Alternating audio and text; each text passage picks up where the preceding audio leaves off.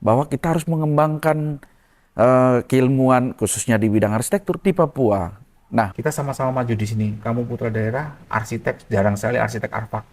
Bagaimana di Papua ini ada sumber daya manusia yang berkualitas tapi berkesinambungan. yang ada satu institusi pendidikan negeri, Universitas Papua, supaya bisa buka pendidikan arsitektur Teman-teman ini akan membuat sebuah game changer. yang adalah asli Papua. Bagaimana mereka bisa tumbuh berkembang untuk apa? Untuk mengembangkan daerah mereka gitu. Ada di studio saya orang asli Papua arfak, lulusan Tarumanegara yang memang ini impian ibu juga sebenarnya kamu bisa lanjut juga S2. Kalau boleh nangis loncat-loncat di acara seremonial yang sakral itu, mungkin jungkir balik pun kita lakukan gitu loh. Saya istilahnya ya cari makan di sana sebagai perantau pendatang. Terus masa saya cuma cari uang saja di sana, nggak ada sumbangsi saya apa-apa ke tanah Papua yang saya untuk sudah banyak berjasa ke saya lah. 10 tahun dari sekarang itu Universitas Papua mau wisuda sarjana arsitek dan itu asli Papua. Wah.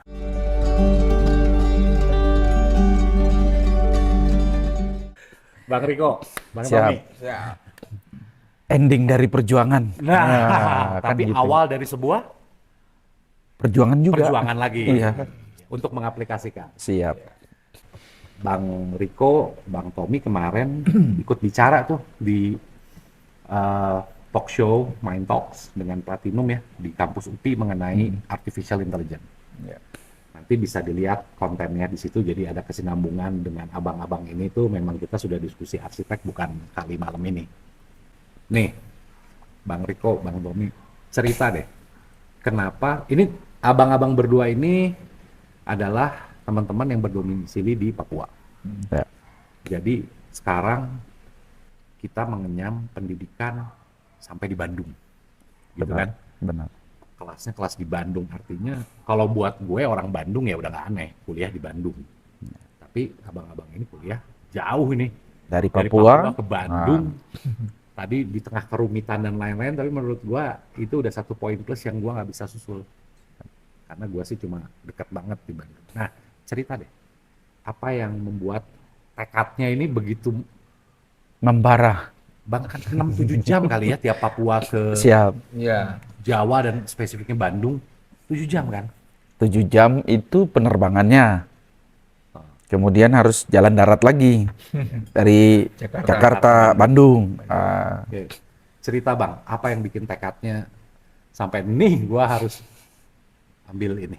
Ini jujur ya. Iya. Saya Jujur sendiri- aja, ini Saya podcast sendiri jujur. tidak yang apa ya. Justru saya sebenarnya kakak saya ini juga S3 juga dosen di Makassar tuh dari waktu kapan tuh dorong saya, ayo kamu kuliah S2. Tapi saya malas, aduh, udah otak saya udah nggak mampu. Ceritanya sejarahnya dari Munas. Ah. Kita kan Munas di Bali ini. Munas Sorry, di- tapi Bang Nomi kan domisili Papua. Oh, iya, Tapi aslinya memang orang mana? Ya aslinya saya Solo, Sragen tepatnya. Sragen, Ya, tapi memang dari saya merantau di Manokwari 2011. Oke, berarti udah 13 tahun. Ya, itu makanya saya kalau dari sisi IAI ya saya terdaftar 2008 di Jakarta, kemudian 2017 saya mutasi Oke. ke Papua Barat. Singkat cerita begitu, terus kembali lagi ke tadi, itu kita waktu Munas, memang abang-abang Bang Riko, Mas Wardi sama Mas Peke waktu itu memang pengen kuliah S2 gitu loh. Oke. Nah, terus kebetulan setelah itu tidak lama ada info dari teman-teman juga dari IAI, ada kelas kerjasama. Ya. Makanya beliau-beliau ini, ayo kita kuliah gitu. Nah, dari situ eh, semua diajak, saya diajak, Michael diajak. Kalau saya awalnya waktu awal-awal diajak ya, aduh kalian aja mas, saya nggak inilah, saya malas. Tapi ini yang bikin saya akhirnya mau itu ya, abang ini bilang ya kamu tuh pengurus di sini, ini kita niatnya bukan semata-mata untuk kita pribadi ini, tapi untuk bagaimana profesi kita di Papua Barat ini terkait menyangkut yang sekarang sudah ada undang-undang arsitek, terkait ada PPR apa, kita kan kesulitan ketika di Papua Barat tidak ada kampus yang prodinya arsitektur. Nggak ada ya? Nggak ada. Nah, itulah tujuannya dari abang ini dorong kamu ikut, nanti kita minimal ada orang 5, kita bisa upayakan untuk buat prodi arsitektur di Unipa. Itu Unipa tuh Universitas Papua. Papua. Nah dari situlah saya akhirnya Di benar juga ya. Manokwari nih. Manokwari, Oke. ya. Dari situ saja, oke bang, kalau gitu saya juga saya juga ikut S2 itu kalau dari saya niatnya awalnya gitu karena Ya. memang kita di sana saya sudah istilahnya dari sisi saya sebagai arsitek di sana, profesi saya di sana, saya praktek di sana, kebetulan saya pengurus di situ, ya apa yang harus saya lakukan terhadap arsitek-arsitek di situ gitu loh. Salah satunya kan ya kalau untuk kedepannya kan nanti salah satunya itu yang memang harus istilahnya ya urgent sebenarnya Kak. Daripada kita misalnya anggota kita mau PP Arts harus ke Jayapura, harus ke Makassar. Itu kan kasihan juga kalau memang ada Iya. prodi arsitektur itu Iya, lebih iya, baik. iya. Apalagi ketika nanti ke depan ada event-event yang kita buat, kita bisa kerjasama dengan mahasiswa yang ini kita lebih terbantu lah. Dari sisi IO-nya kan biasanya kalau kita pengalaman teman-teman di Ternate, di apa itu kan ketika ada prodi arsitektur di tempat Satu itu kan kota. mereka yang kelola Iya, IO-nya gitu. Iya, iya, iya. Kalau saya awalnya dari situ sih karena saya memang niatnya ya saya di sini saya pengen melayani apa bagaimanapun, apalagi saya pengen benar-benar putra-putra daerah yang asli Papua itu yang kalau emang dia ada eh, lulusan arsitektur saya pengen majukan mereka orang putra-putra daerah ini. Yang pertama begini, kalau saya memang lahir dan besar di Manokwari.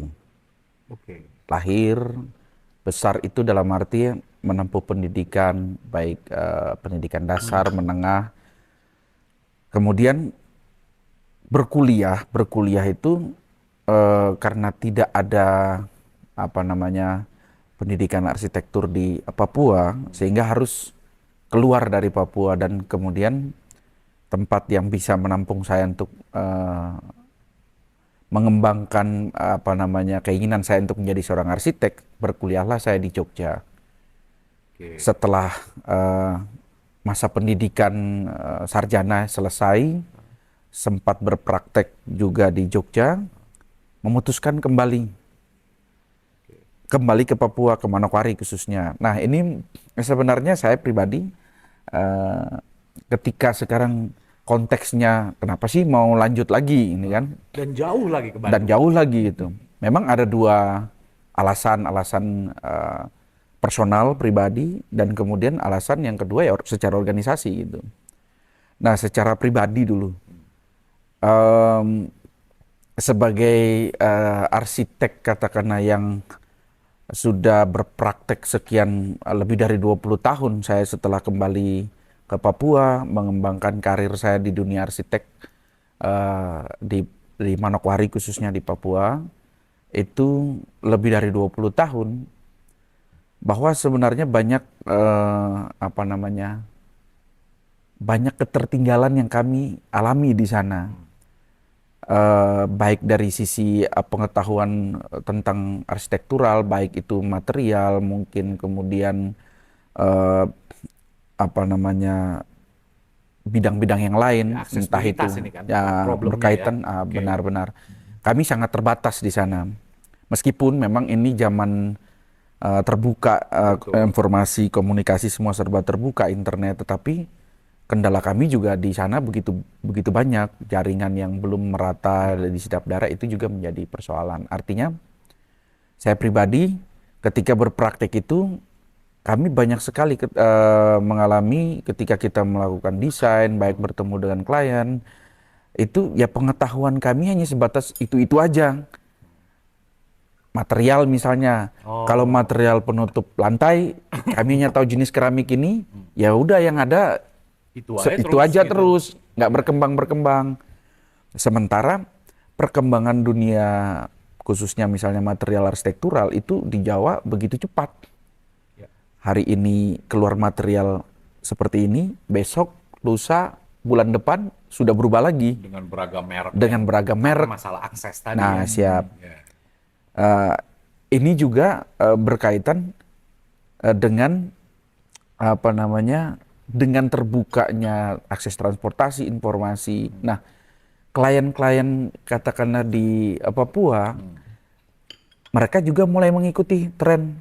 Oke. Artinya mereka mulai melihat apakah mereka ketika berkunjung ke Jawa, ke daerah-daerah yang sudah lebih maju, lebih berkembang, mereka juga mulai menginginkan satu perubahan desain yang mengikuti pola perkembangan atau apa namanya eh, tren desain yang lagi hit, yang lagi ngetren itu. Apalagi ada YouTube sekarang. Nah, seperti Cepet itu. banget melihatnya. Sehingga kami sebagai arsitek ketika kita tidak berusaha mengembangkan diri, ya udah kami hanya sampai di situ-situ aja nih. Disitulah kemudian secara pribadi, ya mau nggak mau gue harus sekolah nih. Bukan sekedar sekolah ini kan bukan sekedar saya mempelajari material baru. Kalau itu mungkin cukup ke vendor, Ya. selesai. Tetapi bagaimana teori dalam hal desain, kita mengaplikasikan material-material dan sebagainya ini, itu disatukan sehingga ilmu kami itu jauh lebih berkembang dari apa yang kami punya pada saat itu. Itu secara pribadi alasan, dalam artian bahasanya saya selalu sederhana begini. Kalau seandainya dengan lebih dari 20 tahun berpraktek profesi yang kesemuanya di Papua gitu, ilmu saya udah 100% katakanlah. Nah 80% itu saya dapat di lapangan. 20%-nya dari bangku kuliah. Oke. Tetapi tanpa 20% ini saya nggak akan dapat apa-apa yang di lapangan. Nah itulah kemudian membuat saya pribadi bahwa gua harus sekolah lagi nih. Saya harus sekolah lagi nih. Kalau bahasa Papuanya ya saya harus pergi sekolah lah. Nah, dengan bahasa Papua gitu. Nah, kesempatan itu kami tidak dapat di sana secara langsung. Tadi sampaikan nih, ngapain jauh-jauh ke Bandung nih? Dari Papua harus menempuh perjalanan penerbangan 7 jam, transit Makassar, lalu jalan darat kurang lebih 3-4 jam dari Soekarno-Hatta ke Bandung. Continue kan, selama kita hampir 2 tahun ini kan. Benar. Ya itu kesempatan yang diberikan hanya UPI yang memberikan itu kepada kami. Artinya ada peluang kami untuk bisa melanjutkan pendidikan, mengembangkan keilmuan kami, tetap dengan kami juga tetap bisa bekerja. Ya.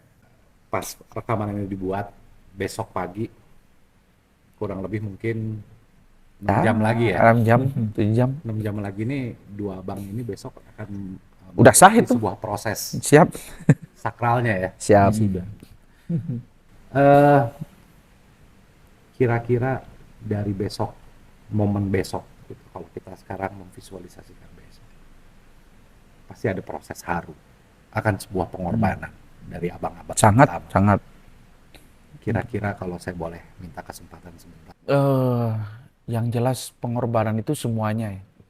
Artinya ya, biaya, waktu, keluarga, kami menempuh pendidikan yang dengan jarak yang cukup jauh, tentu banyak hal yang harus dikorbankan gitu. Banyak. Sangat.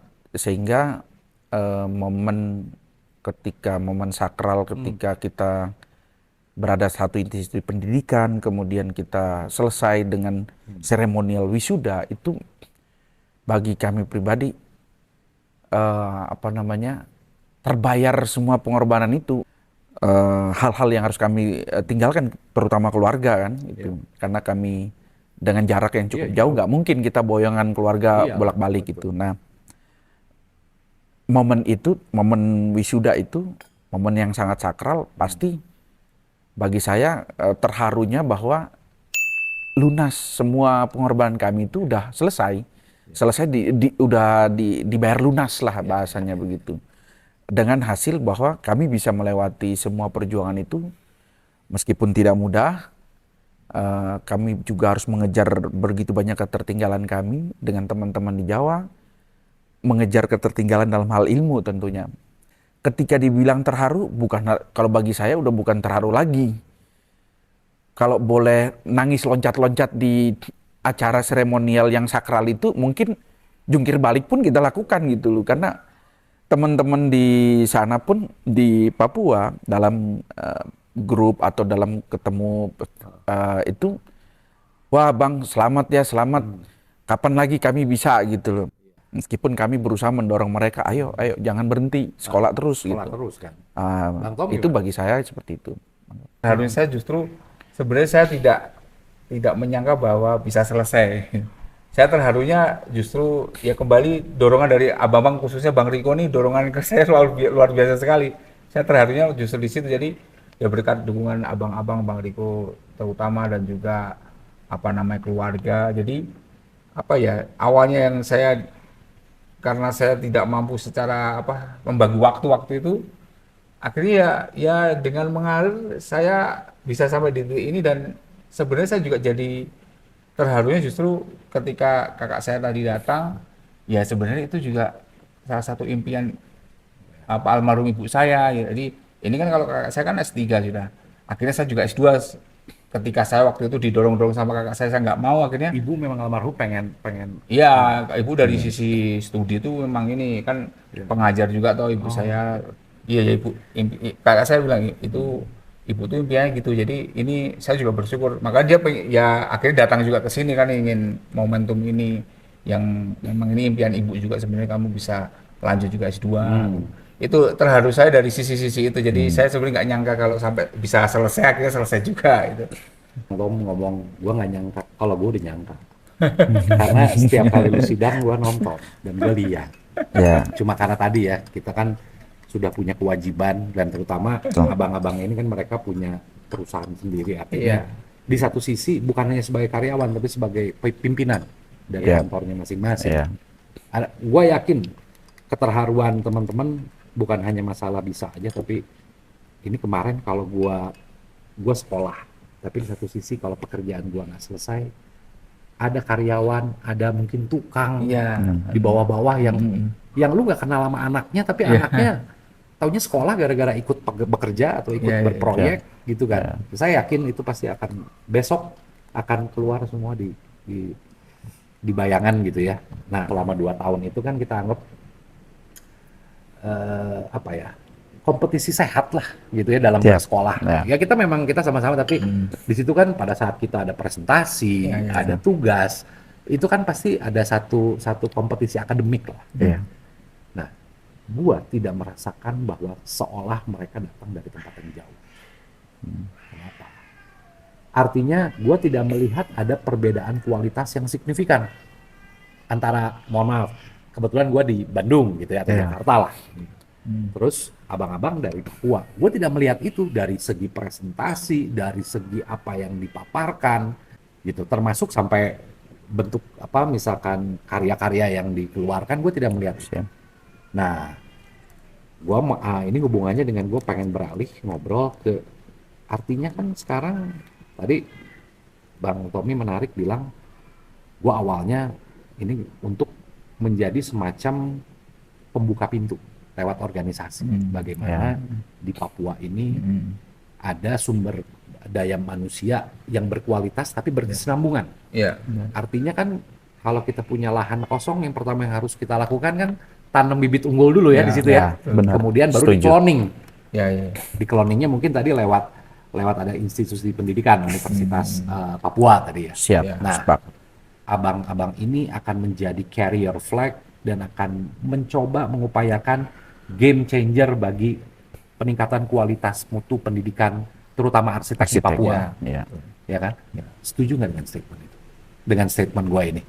Tantangan selanjutnya tadi sudah disampaikan bahwa oke, kami sepakat bahwa setelah kami menjalani praktek profesi sekian lama, bahwa kita punya kewajiban moral untuk tadi.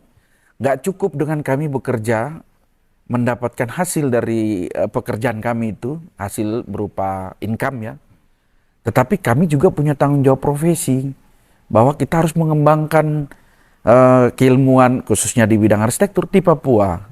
Nah, karena di tempat kami itu memang belum ada, tantangan bagi kami gimana caranya supaya di tempat kami khususnya di Manokwari yang ada satu institusi pendidikan negeri Universitas Papua supaya bisa buka pendidikan arsitektur. Nah, tantangan selanjutnya bagi kami tentu ketika kami pulang kami berkolaborasi secara organisasi, dari organisasi profesi kita akan berkolaborasi dengan pihak universitas yang sudah ada untuk bagaimana nih mulai meng-create, tentu tidak mudah.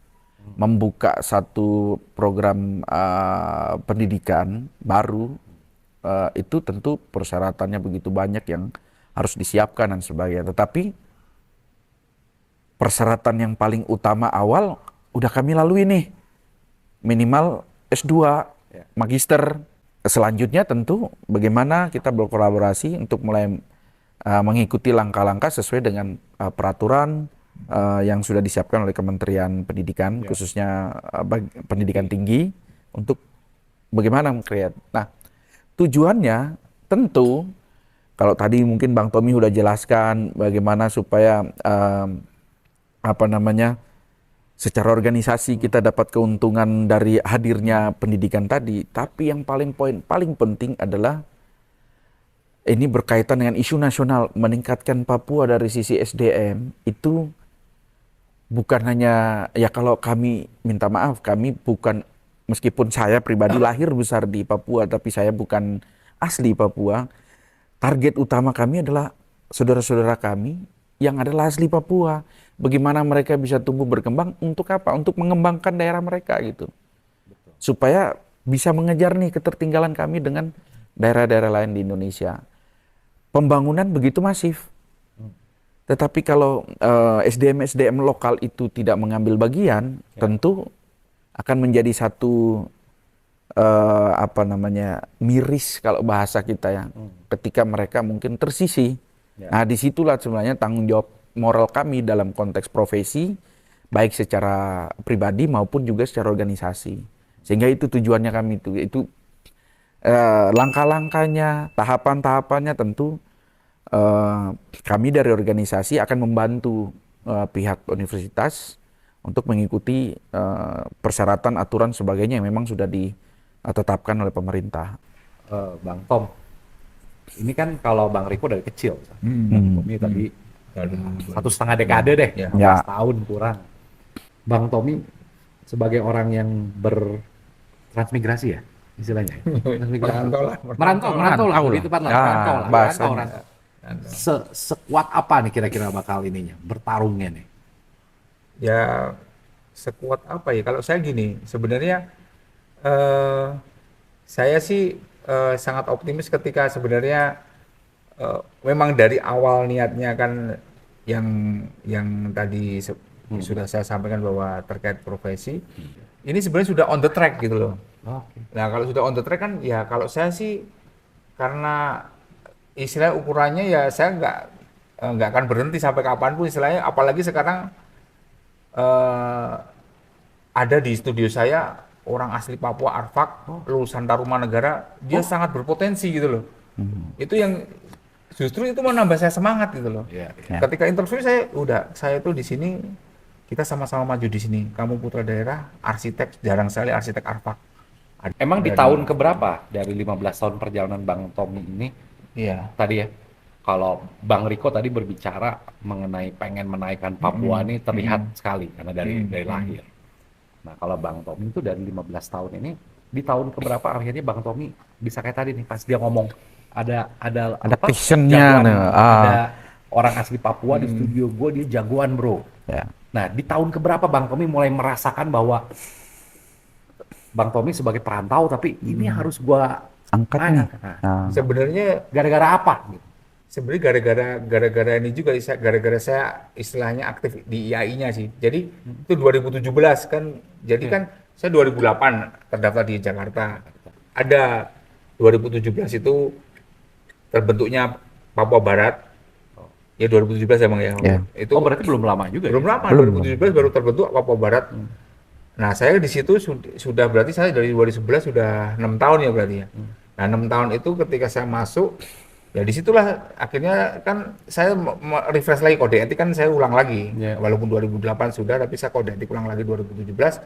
Nah, mulai dari situ saya akhirnya ya jadi tergeraknya di situ. Ini kita memang perlu istilahnya diseriusin lah ini, karena 6 tahun sebelumnya yang 2011 sampai 2017 kan ketika saya di situ praktek pun ya istilahnya apa ya, ya seperti abang tadi sebenarnya dari sisi material, dari sisi itu saja gitu loh, nggak ada sesuatu inovasi. Sebenarnya kita mungkin ada, tapi terbenturnya dengan misalnya kita ada referensi material dari sana, kesininya nilainya cukup fantastis, klien akhirnya mental juga.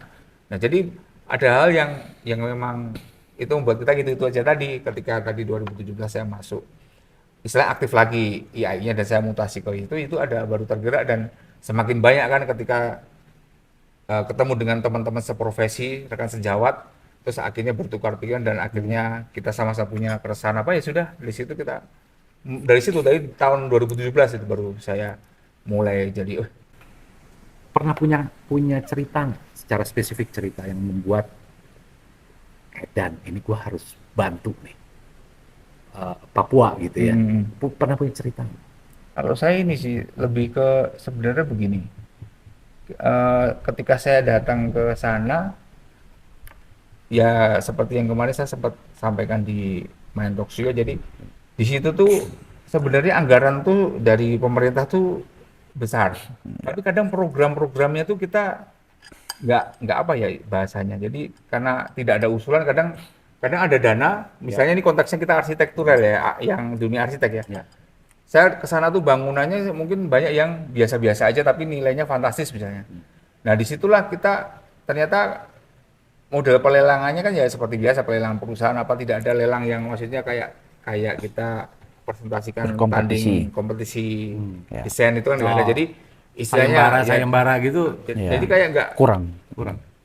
kurang apa ya, jadi kurang dalam saja gitu anunya apa, sayang gitu loh, anggaran besar tapi perwujudannya kurang optimal gitu loh ya, karena memang mereka karena kehadiran IAI juga belum lama, jadi karena tidak ada arsitek di situ mungkin ya akhirnya orang-orang yang pemerintah ini nggak bisa disalahkan ya, karena betul. need and wants-nya kan Ya. tidak terbaca dari Betul, dua belah betul. pihak gitu kan. Ya. Dan Ya dari situ makanya ketika Daya Papua Barat terbentuk ya kita mulai teman-teman ini sering diskusi, sering ada keresahan apa ya, kita ada masukan, dan sebenarnya kita sudah ada langkah juga sebelum kemarin itu mau lisensi itu ya Bang ya. Ya. Lisensi itu kita apa namanya, kita upayakan supaya ada lisensi. Sebenarnya kita mungkin banyak orang menganggap ketika kita mengusahakan lisensi apa ujung-ujungnya kita minta proyek, enggak, sebenarnya justru kita sudah sering diskusi ketika kita sudah bisa dikonek dengan pemerintah, kita istilahnya sebagai apa ya, sebagai pendampingnya saja lah. Iya. Misalnya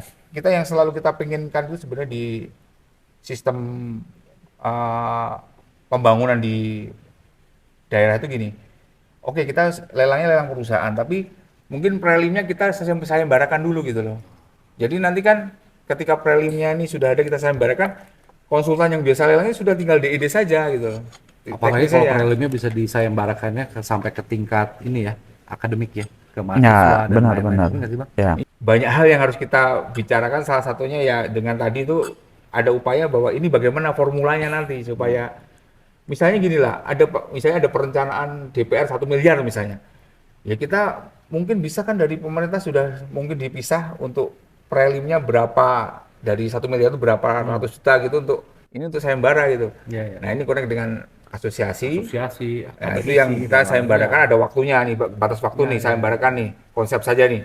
Nah, setelah itu lelang selanjutnya seperti biasanya ada perusahaan masuk. Nah, dia tinggal DID saja karena Iya. sudah ada prelimnya dari yang sayembara terutama tadi. pada saat sayembara itu dengan pihak-pihak ini semakin tahu bentukan apa, model Ya. apa, fungsi apa yang benar-benar Ah. dibutuhkan. Ya. Betul, Pak? Kalau saya nambahinnya gini, ini berkaitan dengan tanggung jawab profesi gitu. Ya. Bahwa kami arsitek-arsitek yang berkarya di Papua, dalam artian kita menempuh pendidikan arsitek di katakanlah Pulau Jawa lah, yang sudah lebih maju, baik dalam hal desain, dalam hal material dan sebagainya.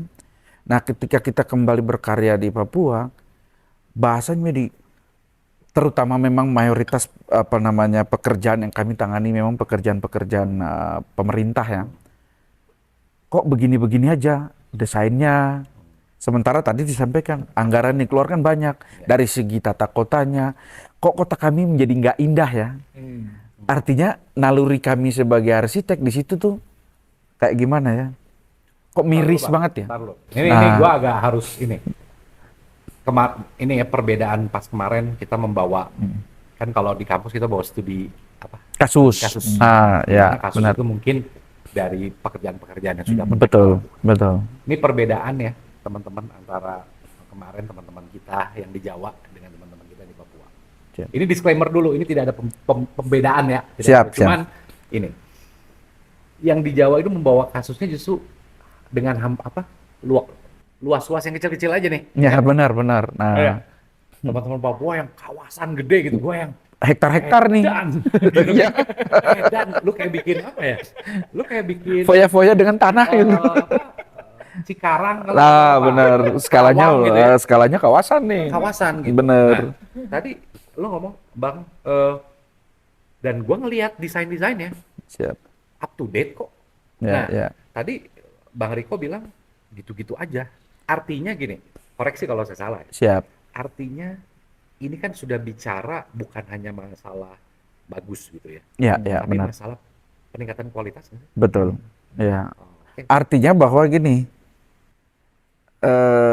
ketika sebelum kami kembali sudah ada mungkin juga teman-teman senior arsitek yang berkarya, tetapi kemudian karena begitu banyak tadi ya mungkin hambatan dan segala, nggak mau tuh berkembang. Juga mohon maaf mungkin di pihak pemangku kebijakan ya dalam artian memanfaatkan ketersediaan anggaran pemerintah yang sebenarnya dalam konteks pembangunan infrastruktur cukuplah untuk membangun kota itu dengan sarana prasarana yang memadai. Ternyata kan tidak semua bisa berjalan dengan baik. Nah, ketika kami yang kemudian tergabung secara profesi dalam asosiasi profesi itu menjadi satu ganjalan di hati dan secara profesi sering kami diskusikan. Belum semua teman-teman yang berpraktik profesi itu kan bergabung dalam asosiasi atau memiliki kompetensi sebagai arsitek. Nah, disitulah kendalanya. Masih banyak yang single fighter aja. Nah, bahasanya kalau kami banyak mantri ngaku dokter nih. Oh, Artinya kadang juga ada karena kekurangannya masih kurang. Tidak sebanding sebenarnya jumlah teman-teman arsitek yang berpraktik profesi di sana dengan jumlah pekerjaan yang ada, sehingga mungkin dari luar. Saya nggak menyalahkan itu bahwa di Indonesia mencari di undang-undang sah-sah saja dibolehkan, tetapi kecenderungan teman-teman yang dari luar kemudian menjadi nggak peduli. Saya rancang ini hasilnya mau itu matching dengan meskipun itu secara desain bagus, tapi mungkin tidak kontekstual dengan lokalitas. Sehingga kemudian menjadi jomplang sendiri nih. Loh. Nah, teman-teman dari luar mungkin nggak peduli mau hasilnya gimana, gua selesai kerja, gua dibayar, udah. Nah, itu menjadi keresahan kami, sehingga disitulah secara profesi menjadi tanggung jawab kami nih. Ini mumpung masih dalam tahap develop. Nah, benar. Kita bikin perkembangan terdevelopnya secara terstruktur. Nah, benar. Kenapa? Ya. Agar budayanya seiring berjalan betul. juga, pendidikannya, benar. kulturnya dan lain-lain ya. Betul. Artinya kan kalau kita ngeliat kota-kota besar malah banyak yang udah keburu tumpang tindih nih. Mau betul. di riset susah. Benar. Ya. Kayak makanya mungkin ini pro dan kontranya Jakarta katanya yang udah terlalu crowded pindah ke Kalimantan dan lain-lain. Karena susah di riset kali kan. Benar. Gitu ya Bang ya. Harapan kita jangan terjadi di tempat kami. Kalau tadi kita kena sekali proyek bangun gedung A, lahannya 4 hektar, 5 hektar. Yang di sini itu begitu mewah itu lahan itu kan. Bagaimana dimanfaatkan semaksimal mungkin. Nah, di kami ya karena tadi tantangan tadi kalau kita ndak di set dengan baik, mumpung kotanya masih kota kecil berkembang. Nah, itu ya kita set bagaimana kolaborasi antara profesi. Nah, salah satu kendalanya tentu di SDM. Sehingga tujuan utamanya jelas kita tahapan step by step. Bentuk dulu institusi pendidikannya. Bukan kita mau melarang teman-teman dari luar enggak, tetapi paling tidak berimbang. Antara SDM lokal di sana, apalagi kalau kemudian itu benar-benar putra asli daerah asli Papua, itu jauh lebih bagi kami tuh lebih bangga lagi gitu. Nah, supaya silakan teman-teman dari luar silakan berkolaborasi teman-teman daerah sehingga daerah itu berkembang lebih terstruktur, lebih tertata, dan lebih maju. Dari awal nih memang gua ngelihat ada satu tekad bukan individual di sini. Benar. Gue tidak melihat itu dari awal, Ya. dari awal. Gitu.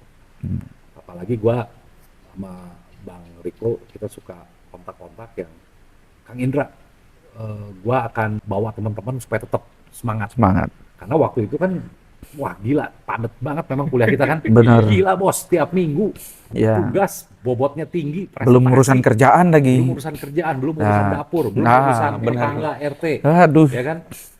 Kira-kira di 10 tahun lagi dengan misi tadi ya, untuk mengembangkan kualitas pendidikan Papua di profesi Siap. arsitek.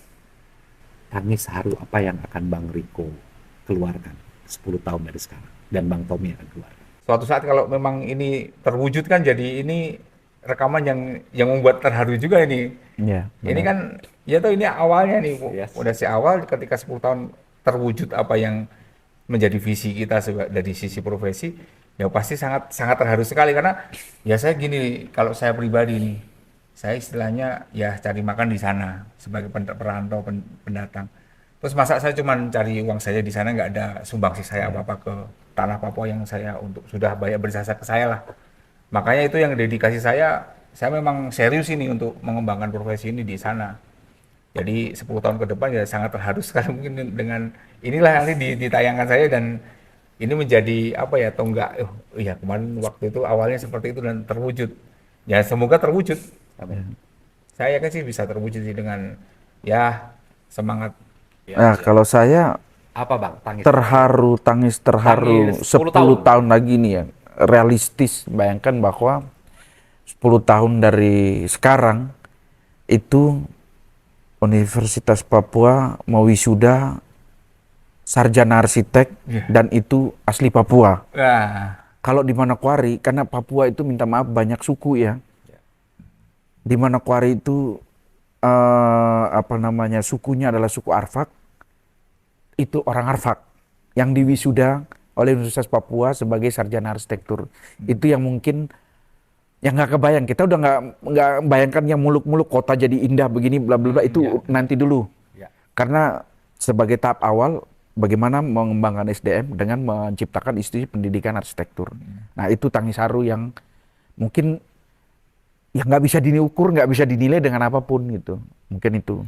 dan itu sangat realistis karena ini kan sudah ada satu langkah. Betul. Ya kalau Tuhan mengizinkan tahun depan misalnya sudah bisa. Juga Kan kami udah istilahnya punya itu. 2025 sudah ada lulus, dan 10 tahun sudah yang lulus Ya, masih 5 depan tahun gitu. sudah bisa. Masih, gitu. masih realistis lah 10 tahun ke depan itu yang Di pembicaraan 10 tahun dari sekarang lebih menitik beratkan bahwa profesi ini menjadi profesi yang menarik, bertanggung jawab dan berkualitas.